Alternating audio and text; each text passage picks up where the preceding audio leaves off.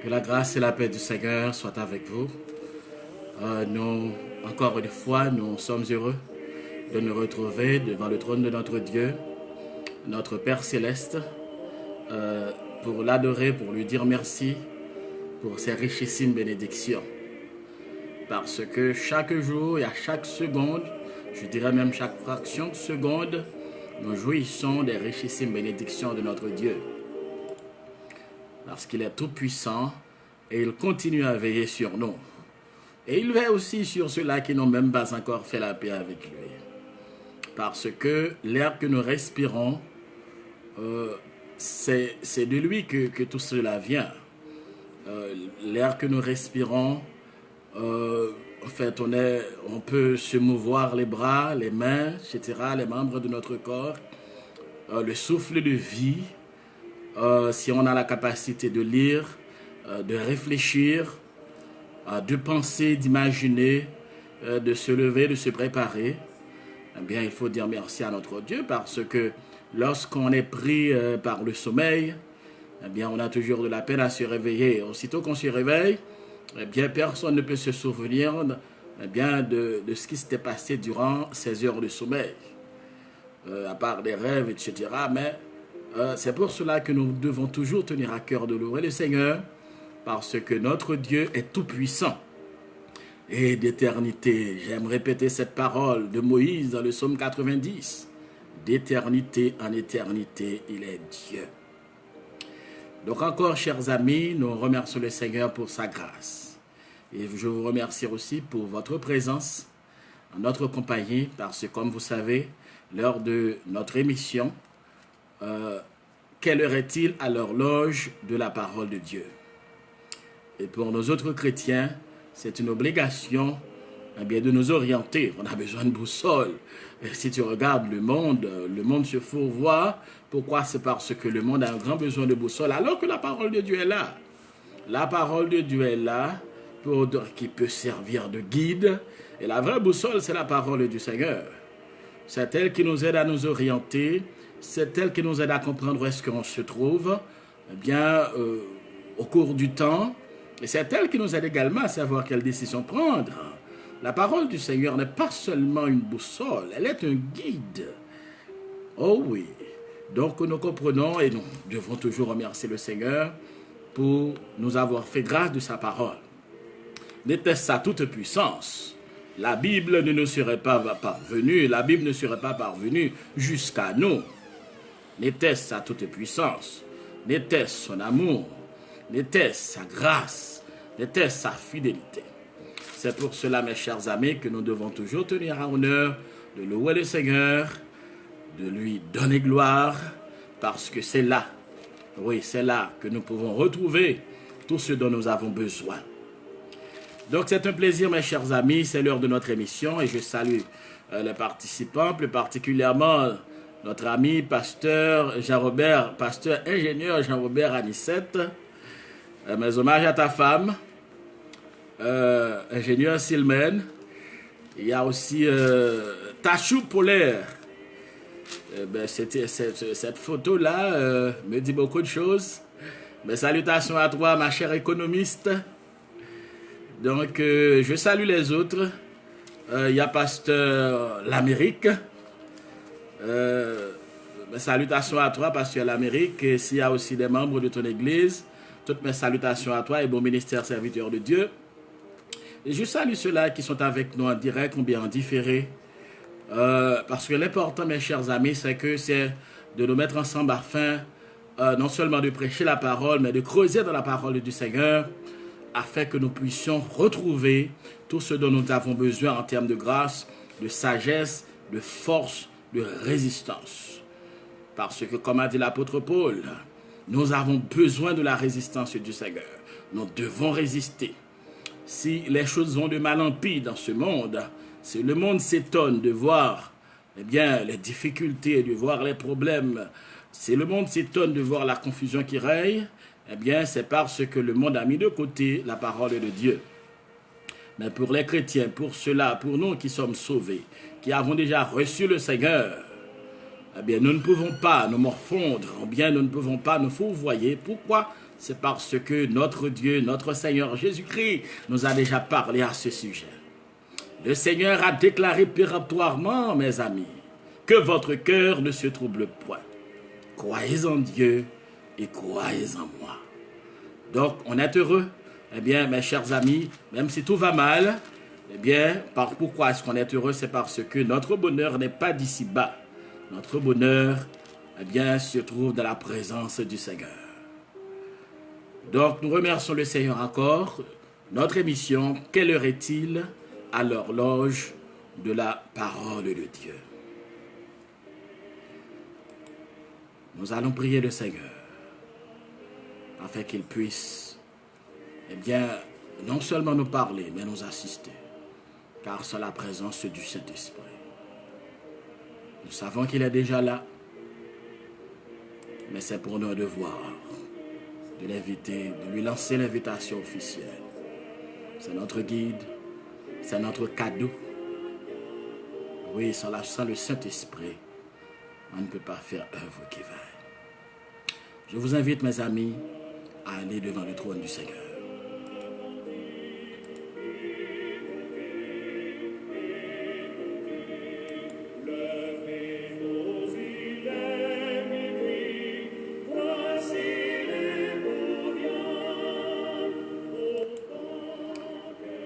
Dieu Tout-Puissant, Dieu de merveille, Dieu grand et redoutable, nous te disons merci, Seigneur. C'est le mot que nous pouvons prononcer, c'est le seul mot que nous pouvons prononcer. Parce que lorsque nous regardons l'univers, eh bien, les limites de notre raison, Seigneur. Lorsque nous regardons les cieux et la terre, nous regardons les étoiles, la terre qui se meurt au jour le jour, le soleil qui distribue sa chaleur. Oh Dieu, lorsque nous regardons le monde, nous n'avons qu'à te remercier pour ta présence, ta bonté, ta fidélité. Seigneur, nous tenons à te remercier, comme l'avait fait le frère Paul. Nous te remercions pour le don de la vie, du mouvement et de l'être. Nous te remercions surtout pour l'évangile, Seigneur, pour le sacrifice du calvaire. Merci pour ce sang qui a coulé, duquel nous avons la vie, et la vie en abondance. Merci pour notre divin Rédempteur qui n'avait pas accepté de descendre de la croix, qui avait accepté d'affronter les moqueries, les insultes, les plus abominables. Il a accepté d'être crucifié, il a accepté d'affronter les affres, les affres les plus cruelles que l'homme méchant ait pu imaginer. Il a tout accepté afin de nous donner la vie. Si nous avons la vie, Seigneur, si nous pouvons ouvrir la Bible, si nous pouvons même citer ton nom, c'est tout simplement à cause de ce sacrifice. Merci, Seigneur. Nous te supplions, comme à l'accoutumée souverain des cieux, d'étendre ta main bénie sur nos amis où qu'ils se trouvent en ce moment.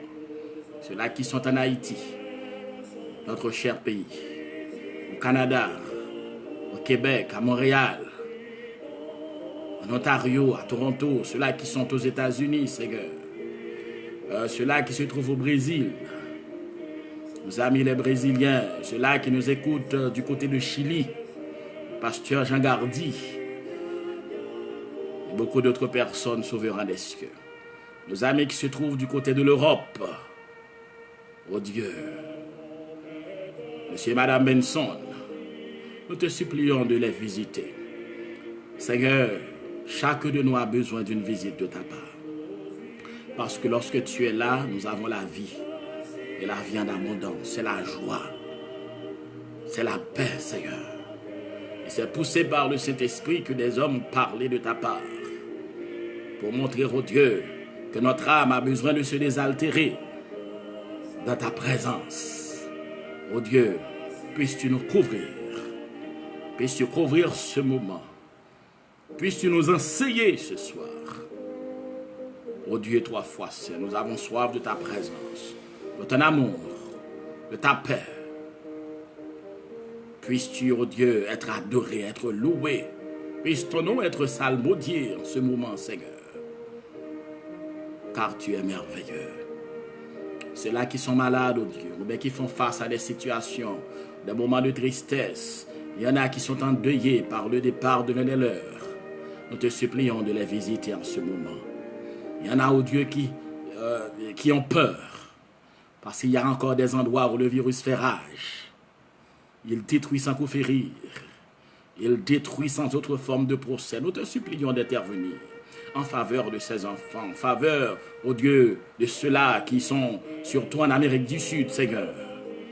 En Haïti, Seigneur, nous te supplions de visiter ton peuple qui fait face à toutes sortes de maux. Oh Dieu, toi fois saint. Et nous comptons sur ta bienveillance, sur ton amour. Oh Dieu, toi fois saint. De faire au-delà de nos pensées, de notre entendement. Car tu connais tout ce dont nous avons besoin, les mots auxquels nous sommes confrontés, Seigneur. Préserve-nous de toutes les attaques de l'ennemi, Seigneur. Et pardonne-nous nos péchés, nos fautes, nos errements, oh Dieu. Nous te supplions, oh Dieu, de nous être favorables à cause du sang de Jésus-Christ, notre divin Rédempteur.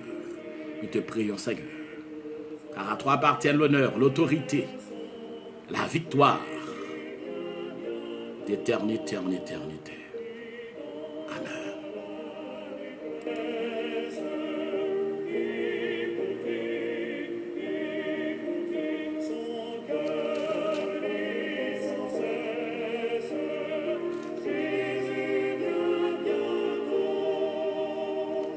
Salutations à toi, sœur Natacha.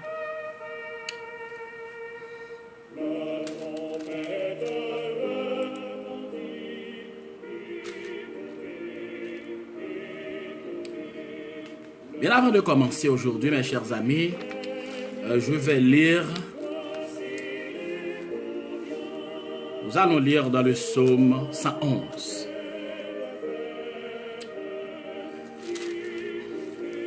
Louez l'Éternel. Je louerai l'Éternel de tout mon cœur, dans la réunion des hommes droits et dans l'assemblée.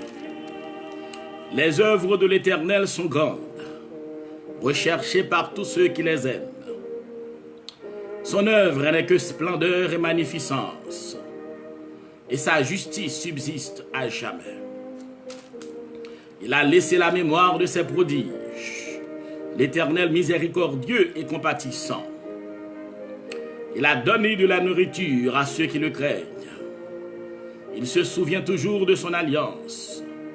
Il a manifesté à son peuple la puissance de ses œuvres. Oui, la puissance de ses œuvres, en lui livrant l'héritage des nations. Les œuvres de ses mains sont fidélité et justice. Toutes ses œuvres, toutes ses ordonnances sont véritables, affermies pour l'éternité. Faites avec fidélité et droiture. Il a envoyé la délivrance à son peuple. Il a établi pour toujours son alliance. Son nom est saint, alléluia, et redoutable. La crainte de l'Éternel est le commencement de la sagesse. Tous ceux qui l'observent ont une raison saine. Sa gloire subsiste à jamais. Parole du Seigneur.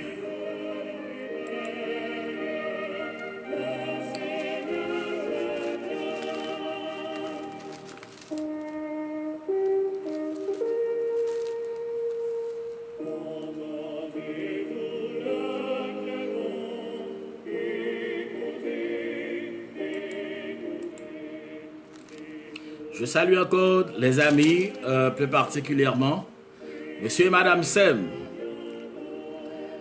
Madame Sem, également notre frère Colson de Lafont.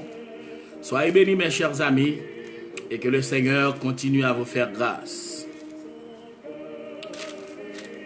Vous n'êtes pas sans savoir que nous étudions encore la dernière semaine de la prophétie des 70 semaines du prophète Daniel.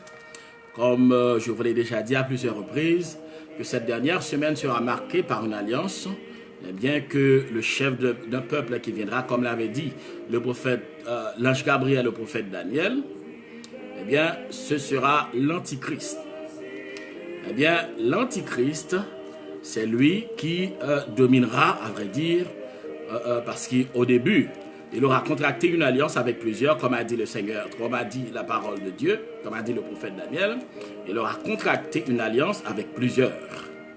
Et comme je vous ai déjà dit dès le début, que si d'ailleurs la prophétie des 70 semaines concerne d'abord le peuple d'Israël. Donc le fait que cette alliance soit mentionnée nous aide à comprendre que Israël sera concerné par cette alliance. Donc, on comprend assurément que cette alliance prendra en compte, d'ailleurs c'est dit avec plusieurs, donc on comprend que cette alliance prendra en compte le problème qu'il y a assurément entre Israël, les pays arabes et également les Palestiniens. Ce problème date depuis la nuit des temps. Il y a des présidents, des gouverneurs, des premiers ministres se sont mêlés de la partie. Il y a plusieurs alliances, plusieurs contrats qui ont été signés. Mais à mesure que ces alliances sont signées, à mesure qu'elles sont violées aussi. Donc, assurément, cet homme parviendra à trouver une alliance entre Israël, les Arabes, les Palestiniens. Aussitôt qu'il aura terminé cette alliance, la parole de Dieu nous dit que la semaine de Daniel commencera. Un petit rappel que cette semaine, cette prophétie avait été comme interrompue. C'est comme s'il y a une sorte de parenthèse qui est intervenue entre la 69e semaine et la 70e semaine de Daniel. N'oubliez pas que je vous avais dit que la 69e semaine du prophète, la 69e semaine avait achevé eh bien, lors de l'entrée de Jésus-Christ à Jérusalem. Lors de son entrée triomphale, de sa présentation au peuple comme le roi d'Israël, lors de son entrée triomphale, c'était l'aboutissement de la 69e semaine. Eh bien, la parenthèse concerne surtout l'Église. Je vous avais dit que dans la parenthèse, il y a également, en fait, la parenthèse surtout dominée par l'époque, la période de l'Église. Mais il y a eu également des moments de jugement pour le peuple d'Israël, plus particulièrement, eh bien, la destruction du temple par le général Titus en l'an 70 après Jésus-Christ. Mais la parenthèse concerne surtout la dispensation de la grâce, la dispensation de l'Église, l'époque de l'Église. Donc, comme je vous ai dit que la parenthèse a commencé avec l'Église, mais elle doit se terminer aussi avec l'Église. Parce que pour que, même si tu vois, tu entends parler des préparatifs qui se font, il y a énormément de préparatifs actuellement. Les 10 orteils se meuvent beaucoup. Eh bien, il y a même une alliance de principes qui, eh bien, que ces pays-là commencent à penser et à réfléchir sur une alliance de principes pour une sorte d'armée, d'embryon d'armée européenne. Donc, il faut avoir les yeux et les oreilles ouverts, mes chers amis, sur les actualités, parce que les actualités, eh bien, si dans les temps anciens, bien avant Covid, ça marchait à pas de loup, mais maintenant, les actualités ne marchent plus, les préparatifs ne marchent plus à pas de loup, les préparatifs marchent à pas de lièvre. Je dirais mieux que les préparatifs marchent à pas de léopard.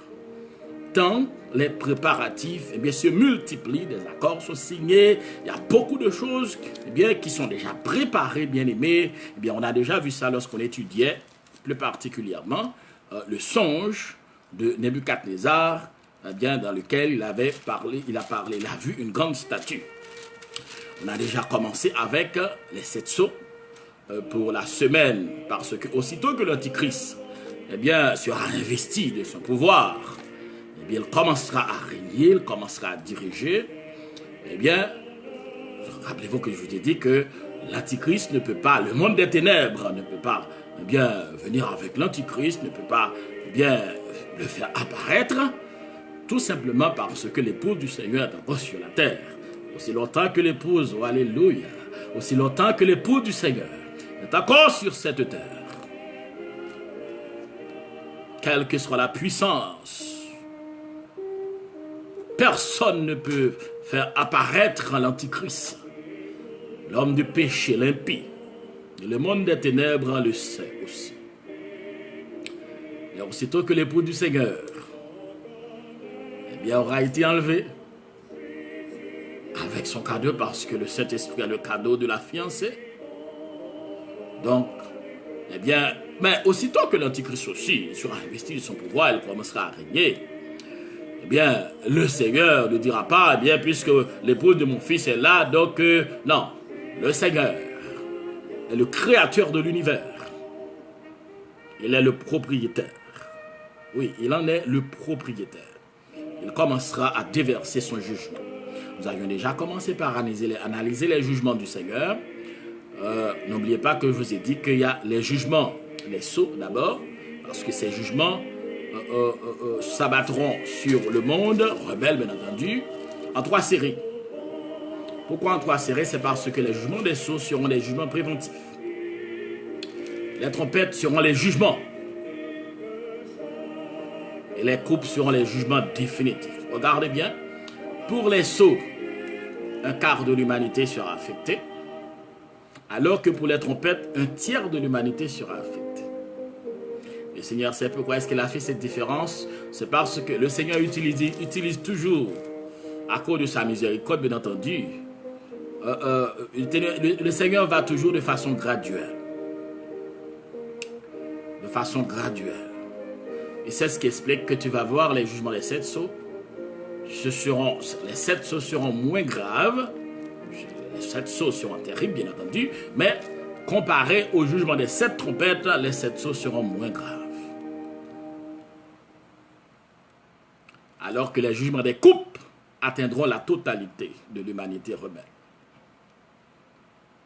Et toute l'humanité, cette humanité rebelle, eh bien, se verra dans l'obligation d'avaler ou bien de boire tout le contenu de la coupe contenant la colère du Tout-Puissant. On a déjà fait avec vous les jugements des sceaux.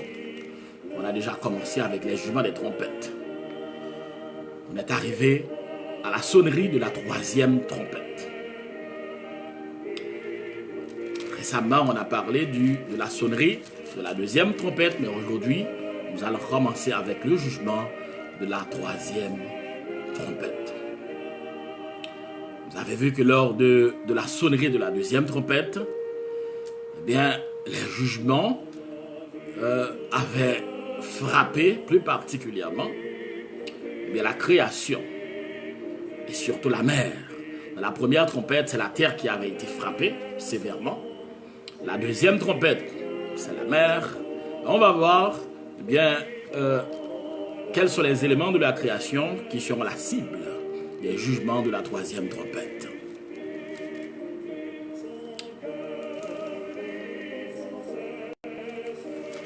Nous irons dans Apocalypse. Apocalypse chapitre 8, le verset 10e. Le 3e ange sonna de la trompette, et il tomba du ciel une grande étoile ardente comme un flambeau, et elle tomba sur le tiers des fleuves et sur les sources des eaux. Le nom de cette étoile est Absinthe, et le tiers des eaux fut changé en absinthe. Et beaucoup d'hommes moururent par les eaux parce qu'elles étaient devenues amères. On est dans le jugement. Dans les jugements, le 3e ange, eh bien, a sonné sa trompette. Et nous venons de lire ce qui va se produire.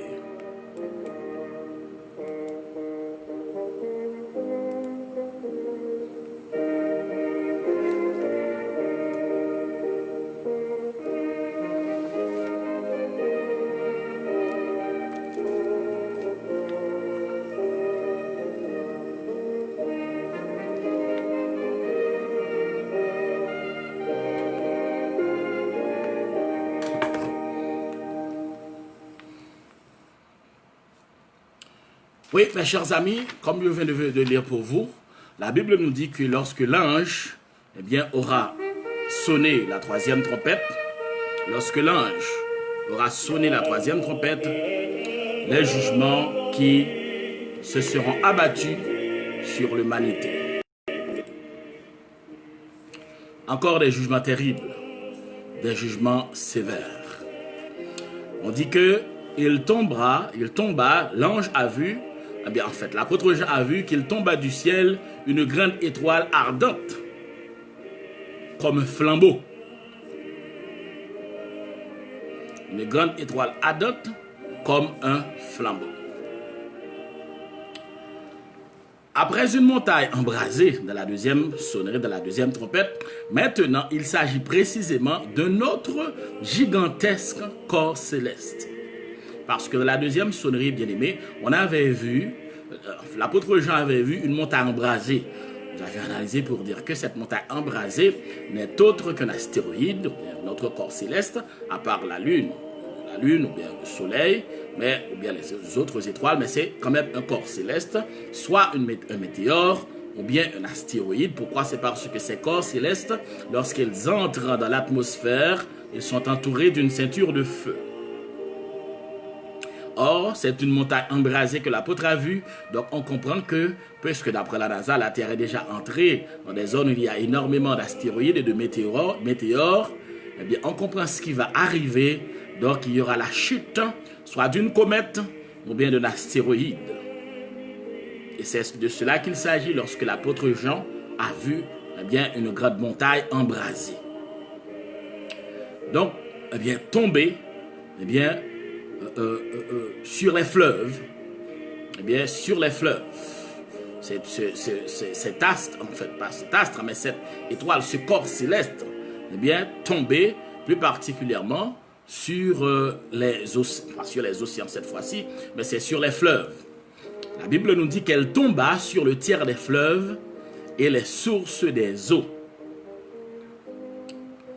La chute de ce corps céleste, eh bien, frappera les fleuves et les sources des eaux. Tu ne seras pas, comme on dit ici au Canada, tu ne seras pas un joke. Ce sera vraiment du sérieux, mes chers amis. Oui, ce sera vraiment du sérieux. Parce que non seulement la première trompette avait atteint la terre, la deuxième trompette atteindra la mer et également la troisième trompette, un corps céleste a chuté et est tombé sur le tiers des fleuves et des sources d'eau. On dit que les fleuves et les sources d'eau constituent le breuvage essentiel de tous les êtres humains. C'est ce qu'on nous dit. Le tiers des fleuves et des sources d'eau seront atteints. Les scientifiques nous disent que les fleuves et les cours d'eau en général ont toujours une grande place dans la vie des hommes et également dans leurs préoccupations.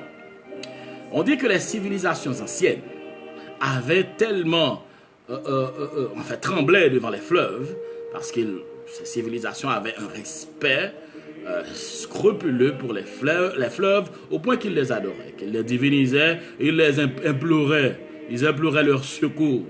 Pourquoi? C'est parce que pour eux, mais pour ces gens-là qui faisaient partie de ces civilisations, eh bien, les fleuves étaient des dieux.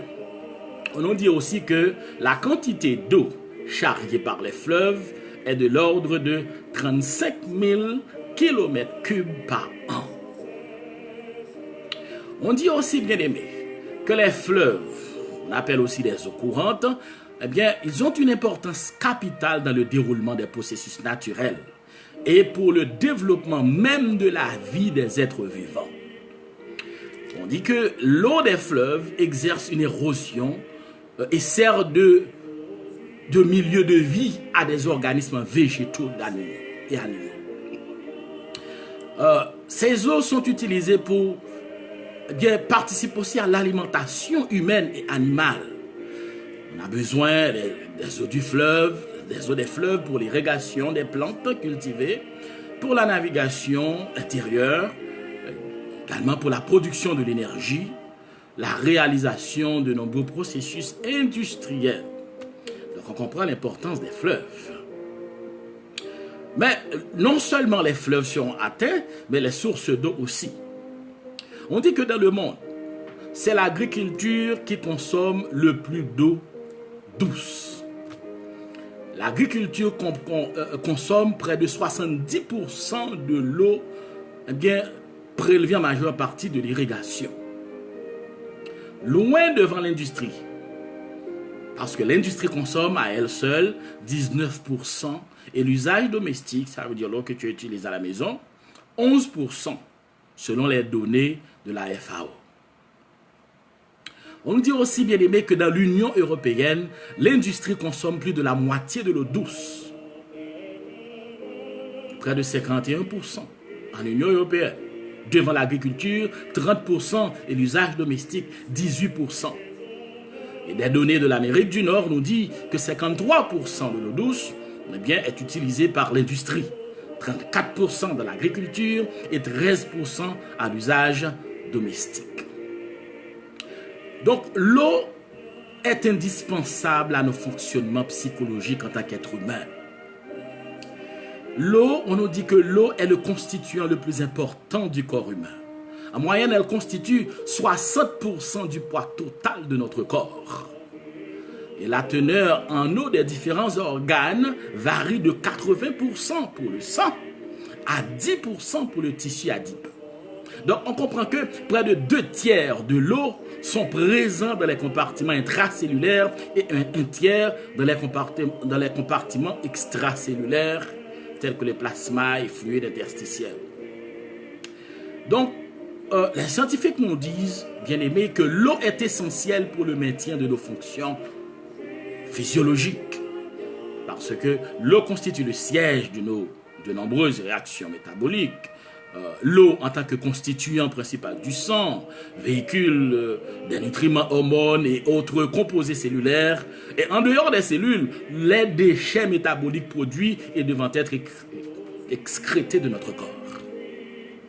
Donc on comprend, mes chers amis, que l'eau constitue le solvant permettant l'élimination des déchets métaboliques solubles via les reins et la production de l'urine. Et on nous dit aussi que l'eau assure la régulation de la température corporelle, la température de notre corps. On dit que c'est le constituant majeur de la sueur. Et par son évaporation à la surface de la peau, elle permet de dissiper l'excédent de chaleur, oui, de notre chaleur corporelle. Donc on comprend que ce jugement va frapper l'eau.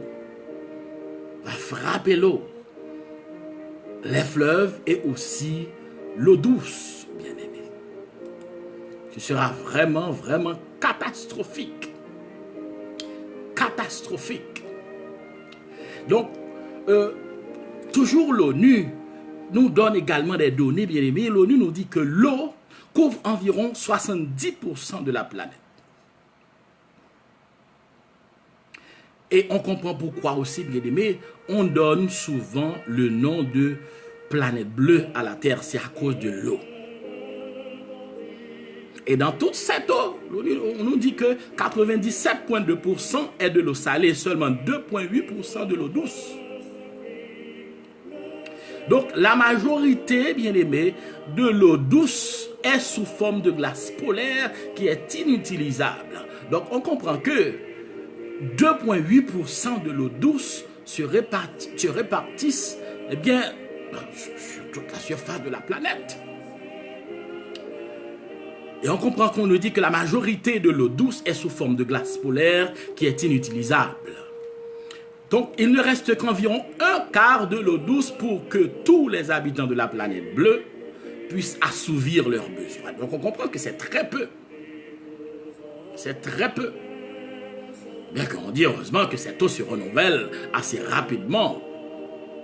Assez rapidement. Des fois, ça prend en moyenne 16 jours pour une rivière et 17 ans pour un lac. Donc, l'eau se renouvelle. Oui, l'eau se renouvelle. Donc, on comprend que c'est l'agriculture, comme je viens de le mentionner, c'est l'agriculture qui consomme, eh bien, l'agriculture consomme beaucoup d'eau. Beaucoup d'eau. Beaucoup d'eau. Donc, lorsque ce jugement s'abattra, eh bien, il y aura énormément de dégâts. Énormément de dégâts. Énormément de ravages. Parce que, on dit également que la consommation domestique de l'eau ne comprend que 10% de l'utilisation mondiale en eau douce.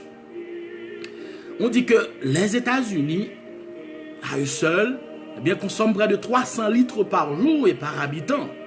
L'Europe, 100 à 200 litres par jour et par habitant. Et les pays du tiers-monde, quelques litres par jour et par habitant.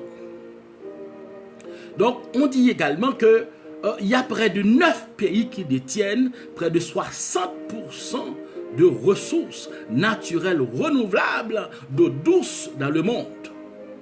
9 pays.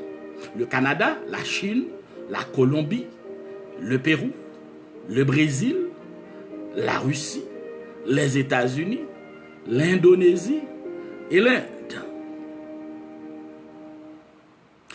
Et on nous dit aussi, bien aimé, que près de 80 pays, c'est-à-dire 40% de la population mondiale, souffrent actuellement de pénurie d'eau. Parmi ces pays, on peut citer, eh bien, qui n'ont presque pas de ressources en eau, hein, des pays qui n'ont presque pas de ressources en eau. Il y a par exemple le Koweït, le Bahreïn, Malte, à Gaza aussi, les Émirats Arabes Unis, Singapour, la Jordanie, la Libye. D'après les dernières données de l'UNESCO, bien aimé, 1515, près de 15 000 personnes, 15 000 personnes, dont 6 000 enfants, meurent chaque jour de maladies liées au manque d'eau potable. Je reprends le chiffre, près de 15 000 personnes, dont 6 000 enfants, meurent chaque jour de maladies liées au manque d'eau potable. Il faut dire que ces chiffres, eh bien, ce sont des chiffres avant Covid. Ce n'est pas ni pendant Covid, ni après Covid, ce sont des chiffres avant Covid.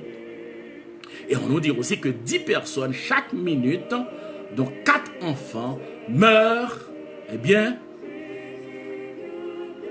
par manque d'eau potable.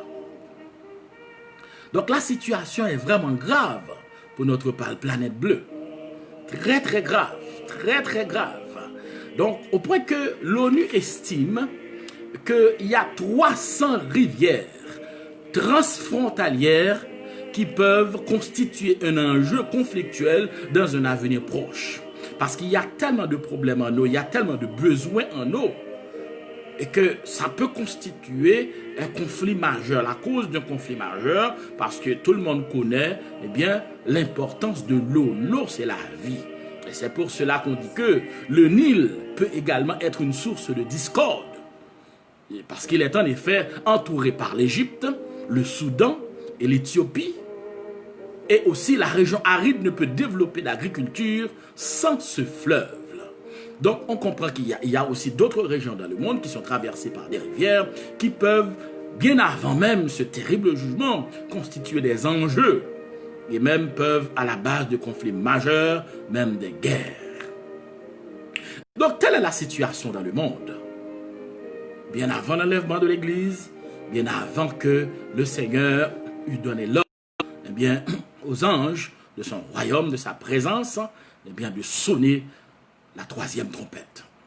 Donc la situation est déjà catastrophique, très difficile, au point que même les organisations mondiales ont déjà commencé à lancer l'alerte, parce que des milliers de personnes meurent, eh bien, parce que ces gens meurent de maladies qui sont liées, eh bien, au manque d'eau potable, et meurent chaque jour.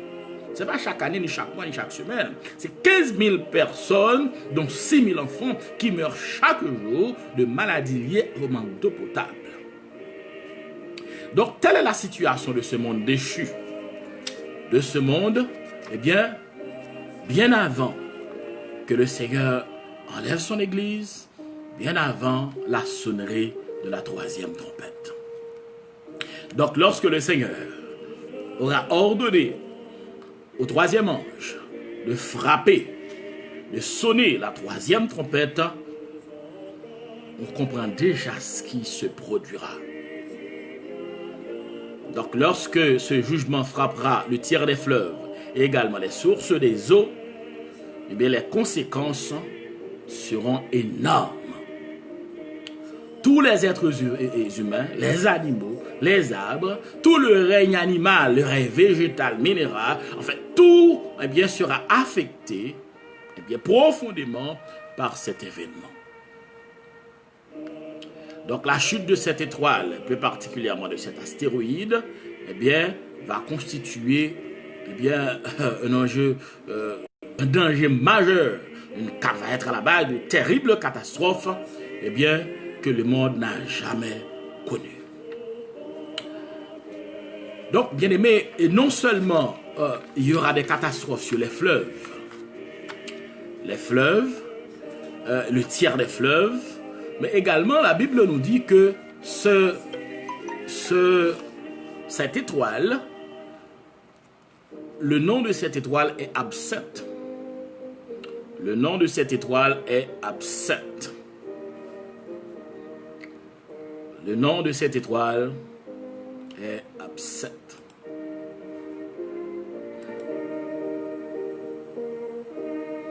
Absinthe qui signifie amer.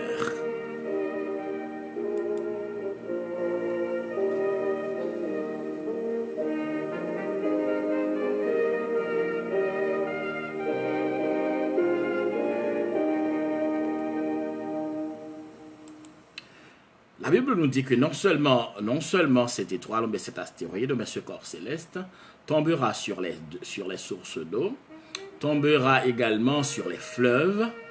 Eh bien, le nom de cette étoile, la Bible nous dit que le nom de cette étoile est Absinthe.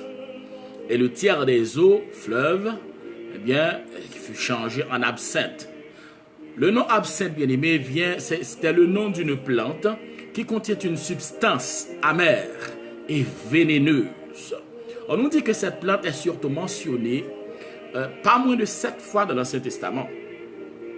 Elle symbolise l'amertume et aussi des calamités, de terribles jugements. Deutéronome chapitre 29, le verset 17. Proverbe chapitre 5, le verset 4. Jérémie chapitre 9, le verset 14. Jérémie chapitre 23, le verset 15. Lamentation chapitre 3, le verset 15 et 19. Amos chapitre 5, le verset 7. Selon Alfred Kuhn, on nous dit que cette plante produit des effets contraires du miracle opéré à Mara. Donc c'est pour cela que l'apôtre l'a souligné. Pourquoi? C'est parce que Israël avait une expérience. Lorsque Israël était dans le désert, Israël avait soif, avait une soif terrible. Israël avait une soif terrible au point qu'il est allé auprès de Moïse pour demander à Moïse de parler au Seigneur pour que le Seigneur lui fasse trouver de l'eau. Eh bien, lorsqu'Israël était arrivé auprès du fleuve de l'Omara, eh bien, cette eau était amère. Le Seigneur a dû opérer un miracle pour que cette eau, étant amère, devienne douce. Mais durant ces moments de jugement, mes chers amis, cette plante, en fait, cette absinthe, eh bien, l'effet de cet astéroïde, eh bien, transformera cette eau pour rendre cette eau amère. Amara, les eaux étaient amères. À cause d'un miracle du Seigneur, elle était devenue douce pour que le peuple d'Israël, eh bien, ait pu s'abreuver. Alors que, durant l'époque de la grande tribulation, les eaux douces deviendront amères. Les eaux douces deviendront amères. Pourquoi? C'est parce que l'époque de la grande tribulation sera une époque de jugement sévère contre l'humanité. Donc, à cause de ce jugement sévère contre l'humanité, le Seigneur ordonnera, eh bien, à ce corps céleste de transformer l'eau amère, de l'eau douce en l'eau amère. Et on dit aussi, bien aimé, que ça peut être l'objet aussi, eh bien, parce que n'oubliez pas qu'il y a dans en fait, les arsenaux des grandes puissances possèdent énormément d'armes nucléaires, de bombes atomiques, de bombes thermonucléaires, etc. Bien, l'arsenal de chacune de ces grandes puissances est vraiment rempli d'armes de destruction massive. Eh bien, en cas de guerre, un missile nucléaire ou bien une bombe nucléaire tombée dans un endroit peut causer aussi ce même effet par la radioactivité. Donc on comprend, bien aimé, qu'il y aura énormément de dégâts, eh bien, durant la période de la grande tribulation. Parce qu'on dit que l'explosion de bombes nucléaires dont les retombées radioactives peuvent aussi empoisonner des eaux. Parce que ce sera en fait la folie, parce que n'oubliez pas que le Saint-Esprit aura été enlevé de la terre, l'Église de Jésus-Christ ne sera plus là. Donc la folie nucléaire, eh bien, pourra gagner les grandes puissances, les hauts dirigeants. N'oubliez pas que les comportements qu'ils avaient eus lors de l'ouverture du 6e sceau, ils avaient même demandé aux rochers, aux montagnes de tomber sur eux. Ils avaient fait des démarches auprès des rochers, des montagnes, pour trouver refuge. Donc on comprend que, eh bien, l'Église du Seigneur n'est plus sur terre. La folie, une sorte de folie, la philosophie ne pourra plus servir. Eh bien, une folie nucléaire pourra gagner les grands et les puissants qui peuvent s'entretuer, eh bien, se lancer des bombes atomiques également. Eh bien, tout cela va produire la radioactivité. Donc, de toute façon, la parole de Dieu nous aide à comprendre que l'arsenal nucléaire des grandes puissances sera mis à profit. L'arsenal nucléaire sera utilisé, eh bien, durant cette époque de folie, cette époque confuse que sera l'époque de la grande tribulation. Donc c'est pour cela que le nom de cette absinthe, de cette étoilette absinthe, ça veut dire amer. Et on dit aussi, bien aimé, que le mot, parce que si vous vous souvenez de l'incident de Tchernobyl, on dit que le mot Tchernobyl, dont l'explosion d'une centrale nucléaire était terrifiante, voulait dire absinthe.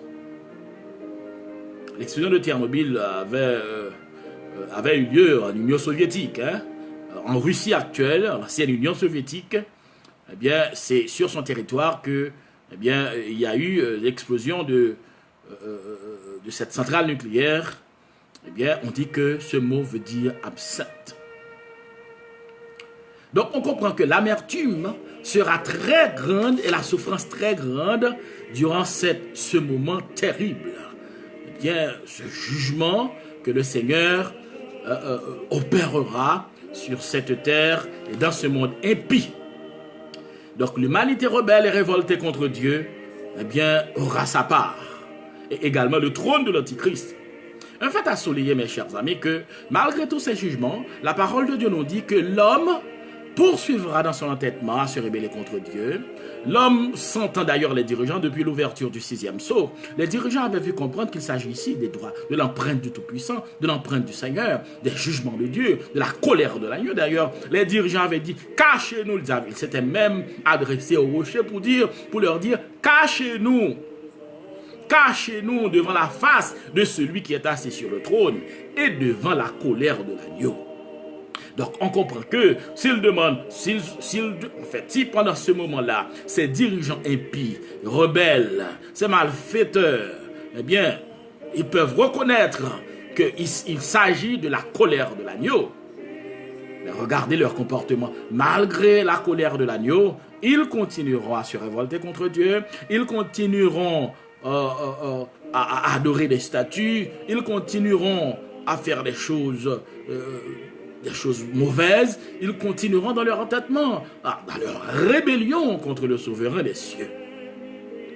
Et malgré leur connaissance, ils ne sont plus dans l'ignorance, ils savent que c'est la colère de l'agneau qui a commencé à frapper le monde à cause de sa rébellion et à cause de ses comportements. Donc on dit que cette horrible souffrance autrefois administrée aux chrétiens de l'Église du 1er siècle, oh oui, des tortures, des tueries en masse. N'oubliez pas, mes chers amis, le monde a infligé des souffrances énormes aux chrétiens. Oui, jusqu'à présent, il y a des chrétiens qui sont torturés dans plusieurs pays de ce monde. Il y a des chrétiens qui sont torturés. Il y a des chrétiens qui sont incarcérés injustement à cause de leur foi. Il y a des endroits où il est très difficile. Par exemple, le pays du soleil levant. Il est très difficile, même impossible actuellement d'ouvrir une église, d'adorer le Seigneur, de louer le Seigneur. Le gouvernement a un problème contre le Tout-Puissant. Alors tu te souviens que depuis après l'ascension de notre Seigneur Jésus-Christ, depuis le moment où l'Église avait commencé à travailler, à prêcher la parole du Seigneur, à travailler sous l'onction du Saint-Esprit, à opérer des miracles, eh bien, l'ennemi a également enclenché eh bien, toutes sortes de persécutions. Par exemple, les gens de l'Église primitive eh bien, des fois, on les livrait aux bêtes sauvages pour qu'ils soient dévorés. Des fois, on les crucifiait. On les plongeait dans des résines.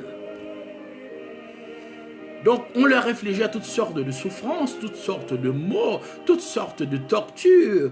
Pas parce qu'ils avaient fait quelque chose qui lui était contraire à la Constitution, pas parce qu'ils causaient des torts énormes au gouvernement, à la société, tout simplement parce qu'ils adoraient le Seigneur, à cause de leur foi, mes chers amis. Donc, depuis la nuit des temps, il y a plus de 2000 ans depuis que les serviteurs de Dieu, si je veux parler des chrétiens en particulier, parce que même avant les chrétiens, on avait l'habitude de persécuter, de tuer. Si je prends l'exemple du prophète Ésaïe, qui avait été scié de tronc d'arbre, le prophète Amos avait pris l'exil, Jérémie était battu, giflé, au point que Jérémie avait même maudit le jour de sa naissance. L'apôtre Paul a souffert énormément au point qu'il a déclaré que je porte sur mon corps les marques de Jésus-Christ. L'apôtre Pierre, lui, il a souffert énormément au point qu'il fut crucifié. Des membres de l'église primitive, le César Néron avait pris beaucoup de chrétiens, il les livrait en pâture, aux bêtes sauvages, dans un amphithéâtre, où beaucoup de personnes se trouvaient dans cet amphithéâtre en train de rire, de ricaner, de se moquer, de se réjouir à la vue d'un spectacle aussi morbide, aussi exécrable, aussi sinistre. Jusqu'à présent. Mais n'oubliez pas que ces chrétiens continuent de prier. En dépit de nos souffrances, nous prions. Et c'est pour cela que je vous ai dit, eh bien, la parole du Seigneur nous a montré que, aussitôt dès le 7e sceau, la parole de Dieu nous a montré que l'ange, après un encens, soit rempli de prières des saints. Cela veut dire des prières que peut-être qu'on pensait qu'ils étaient inexaucées, mais ces prières sont là. Donc, mes chers amis, en tant que serviteurs de Dieu, nous avons la responsabilité de prier, de continuer à prier. C'est vrai, il y a des persécutions. Des fois, on a beaucoup de difficultés à comprendre. Des fois, nous disons, mais pourquoi le Seigneur n'intervient-il pas maintenant? Pourquoi est-ce qu'il ne met pas un terme au comportement des méchants? Pourquoi est-ce qu'il ne leur enlève pas le souffle de vie? D'ailleurs, il en a la compétence, il en a la capacité, le souffle de vie lui appartient. Pourquoi est-ce que le Seigneur n'intervient pas? Pourquoi est-ce qu'il n'intervient pas? Pourquoi est-ce qu'il ne détruit pas? Il peut tuer, il sait tuer aussi, parce qu'il est un Dieu de justice. Mais le Seigneur a fixé un jour pour régler tout ça. Tu sais pourquoi? C'est parce que la mort n'est pas un secret pour Dieu, et encore moins le séjour des morts. Parce que les philosophes, ceux-là qui étudient dans beaucoup de livres, eh bien, ils disent que après la mort, c'est le néant. Mais en vérité, la parole de Dieu déclare, après la mort, c'est le jugement. Donc cela veut dire que la mort ne saurait constituer une barrière ou une cachette pour des criminels. S'il y a des criminels, des meurtriers, eh bien, la Bible les appelle des chiens, des loups ravisseurs, mais qui prennent un malin plaisir à faire le mal. Et puis, ces gens peuvent dire, bon voilà, eh bien aussitôt que je meurs, eh bien tout est fini, mais c'est faux. Tout n'est pas fini à la mort. Et c'est pour cela que le Seigneur prend son temps. Il a son calendrier à lui, il a sa façon d'agir, et il a sa méthode d'agir. Que son nom soit béni, que ton nom soit loué. Donc, bien aimé, on comprend ce qui arrivera durant cette époque terrible qu'est la grande tribulation. Le Seigneur, eh bien, vengera le sang de ses serviteurs. Le Seigneur n'oublie pas qu'il est un Dieu de justice, mais aussi un Dieu de vengeance. C'est lui qui a dit, à moi la vengeance, à moi la rétribution des méchants.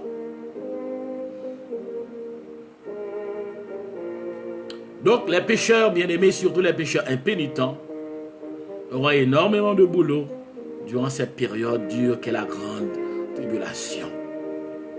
Donc, comme je viens de vous dire, la colère du Seigneur, une fois enclenchée, rien ne pourra l'arrêter.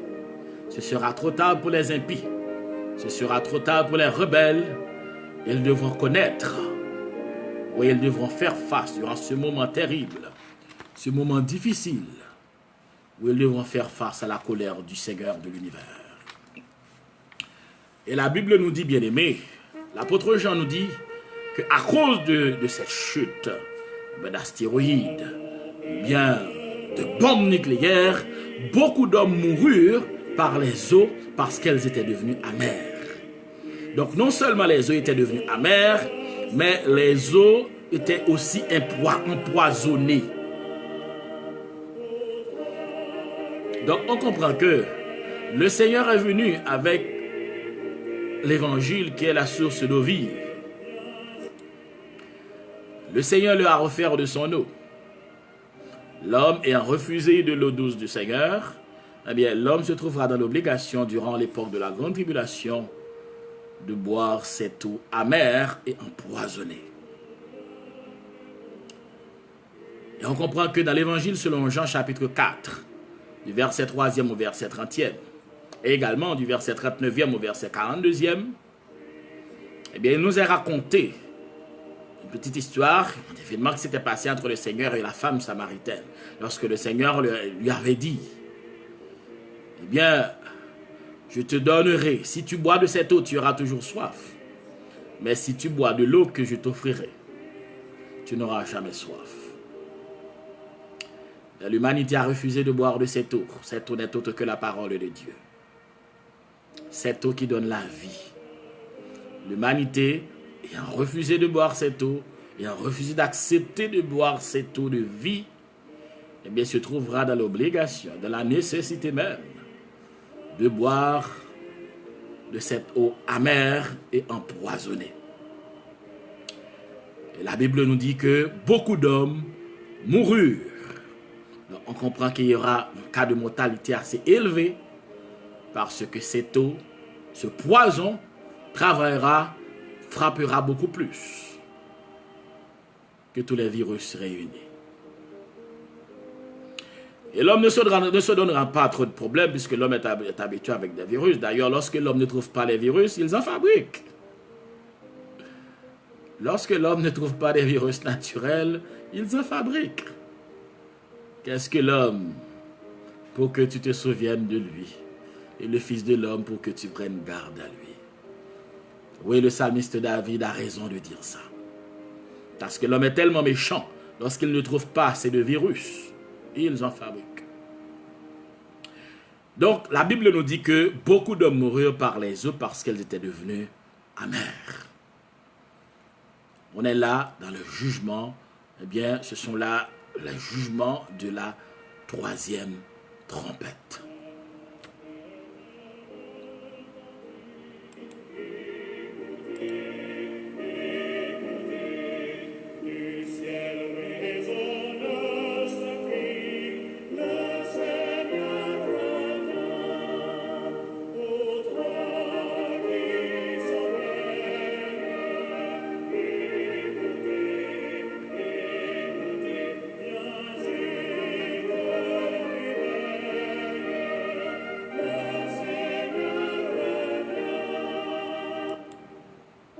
Alors mes chers amis, c'est la parole du Seigneur qui nous a donné toutes ces informations. N'oubliez pas que le livre de l'Apocalypse, en fait, pas seulement la Bible, mais le dernier livre de la Bible, le livre de l'Apocalypse, il fut écrit dans les années 80-90 après Jésus-Christ. Alors cela veut dire qu'il y a près de 2000 ans depuis que ce livre est écrit. La science n'était même pas encore arrivée à ce point. Il y a même des disciplines scientifiques qui n'avaient même pas encore vu le jour. Eh bien, les informations de la parole du Seigneur sont encore d'actualité. Pourquoi? C'est parce que ce sont les paroles de celui qui est omniscient, omnipotent et omniprésent. Le Dieu merveilleux. Donc, bien aimés, ce ne sont pas des informations à vous épouvanter, à vous faire peur, à vous faire trembler de peur. Mais ce sont des informations pour que tu saches quelle décision prendre. Pour que tu puisses prendre une décision responsable avec ta vie, avec ton âme. Parce que trop souvent, nous prenons soin de notre corps beaucoup plus que notre âme. Nous savons, bien, nous achetons toutes sortes de crèmes, toutes sortes de produits chimiques, toutes sortes de choses afin de nous embellir, afin de nous jaunir. Et des fois pour changer la couleur de notre peau. Nous faisons tous, des fois, nous faisons des choix. Des fois nous arrivons même, nous faisons des efforts de façon à même changer notre sexe.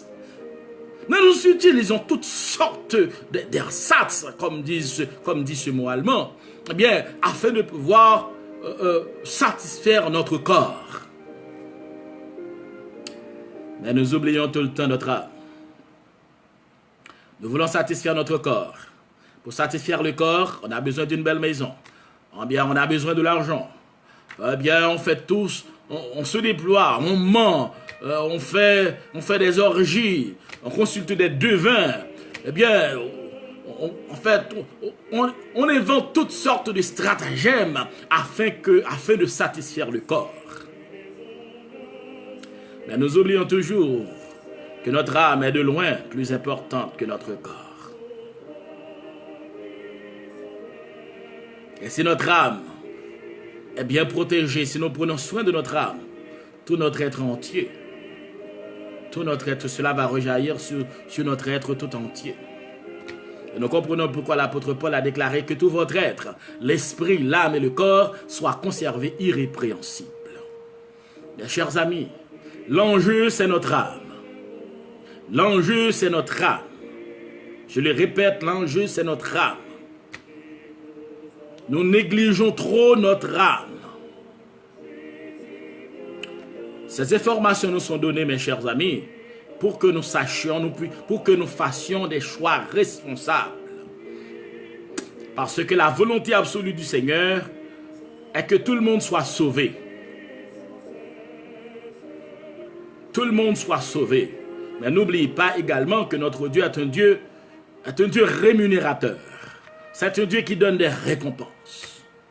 Le Seigneur nous a avertis, et ça fait bien belle lurette, bien avant que l'apôtre Jean ait reçu le livre de l'Apocalypse, parce qu'il s'agit d'un livre de révélation, le livre de l'Apocalypse. Le Seigneur a parlé à l'humanité au travers des prophètes de l'Ancien Testament, parce que toutes ces informations, mes chers amis, tu peux les retrouver bien dans les écrits du prophète Jérémie, du prophète Ésaïe, du prophète Zacharie, Michée, Joël, Amos. Et le Seigneur Jésus-Christ est venu dans l'évangile selon Matthieu, chapitre 24. Le Seigneur a encore donné beaucoup d'explications, beaucoup d'informations. Mais que veux-tu que le Seigneur fasse encore?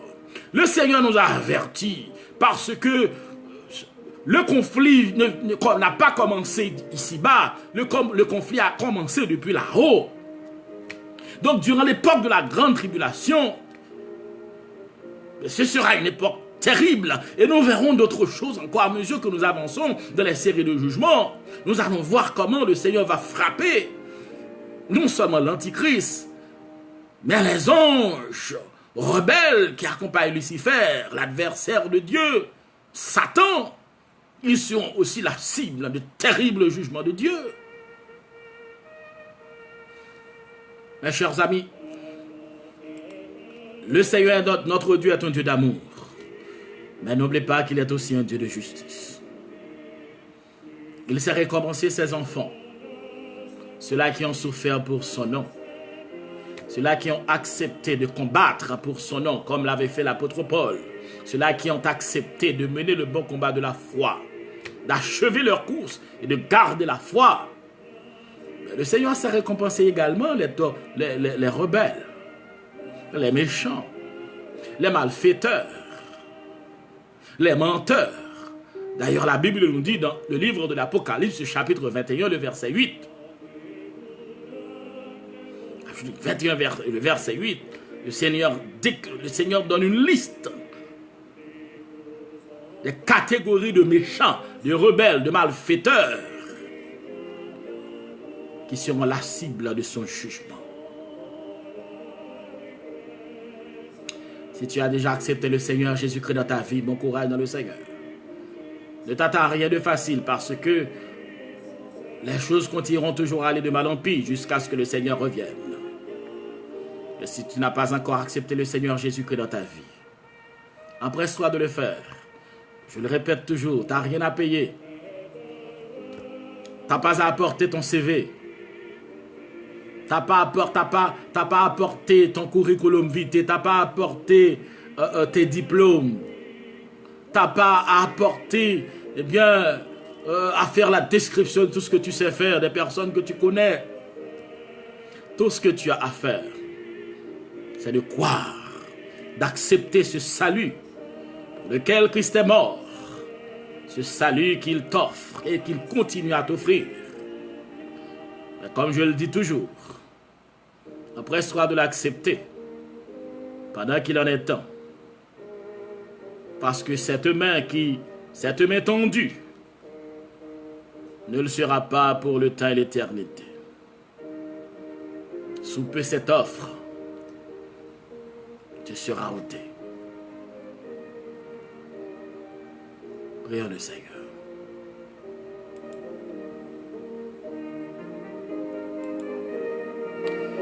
Seigneur, nous t'adorons et te louons. Seigneur, nous te disons merci pour ta grâce, ta paix, ton amour, ta fidélité. Tu continues à être pour nous une source intarissable de grâce, de bonté, de fidélité. Oui, Seigneur, nous pouvons dire à la manière de Paul, je n'ai point honte de l'évangile, car c'est la puissance de Dieu pour le salut de quiconque croit. Donne-nous la grâce, ô Dieu, de ne pas prendre peur à cause de ces jugements. Parce qu'il y a des gens qui refusent de lire l'Apocalypse parce qu'ils ont peur. Oh Dieu, tu nous donnes ces informations, pas pour nous ébranler, mais au contraire pour nous aider à faire un choix responsable avec notre vie. Parce que chaque de nous est en possession de son libre arbitre, de sa volonté. Nous ne sommes pas des robots. Nous pouvons choisir. Et merci Seigneur pour la grâce prévenante. Oh Dieu, ce prénom que le Seigneur Jésus-Christ a accepté de payer pour nous donner la vie. Donne-nous Seigneur la grâce de rester fidèle à toi, de marcher en nouveauté de vie, de continuer à combattre le bon combat de la foi, à rester fidèle à ta parole. Oh Dieu, nous te supplions d'aider, Seigneur, ceux-là qui ont participé avec nous ce soir. Puisses-tu les visiter. Donne-leur, oh Dieu, d'être remplis du Saint-Esprit. Alléluia. Donne-leur, oh Dieu, de connaître ta parole en profondeur. Permets que ta parole, oh Dieu, embrase leur âme, embrase leur vie, embrase leur intelligence, Seigneur, et que leur intelligence soit renouvelée, remplie de l'onction du Saint-Esprit, Seigneur. Et donne à chaque de nous, oui, ceux-là qui ont déjà reçu dans leur cœur, Seigneur, ta présence. Donne-nous la grâce de marcher en fidélité, de combattre le bon combat, jusqu'à ce que tu reviennes nous chercher. La nuit est sous ta garde. Viens nous préserver, viens nous protéger, ô Dieu, des flèches du monde des ténèbres. Au nom de Jésus-Christ, nous te prions, Seigneur. À toi soit l'honneur, l'autorité, la victoire, la majesté, la guérison, oh oui, l'éternité, la prospérité à tous égards, au siècle des siècles. Amen.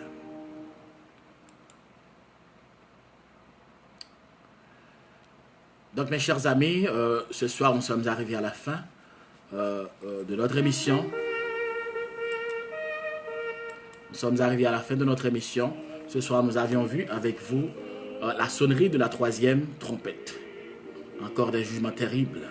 Première trompette, la terre fut frappée. Deuxième trompette, la mer, les océans furent frappés.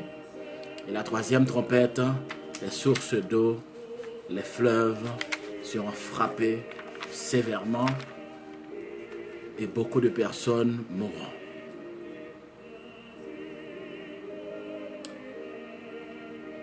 C'est des informations qui doivent nous aider à marcher, à être prudents avec notre foi, à être sérieux dans notre marche chrétienne, à couper court à la négligence, à couper court à toute forme de négligence, de prendre au sérieux notre vie spirituelle, notre intimité avec Dieu. N'oublie pas que tu vis, tu es servante ou serviteur de Dieu. Tu dois suivre le Seigneur. Tu dois marcher selon ses principes et ses commandements. Car sous peu le Seigneur revient bientôt. À bientôt.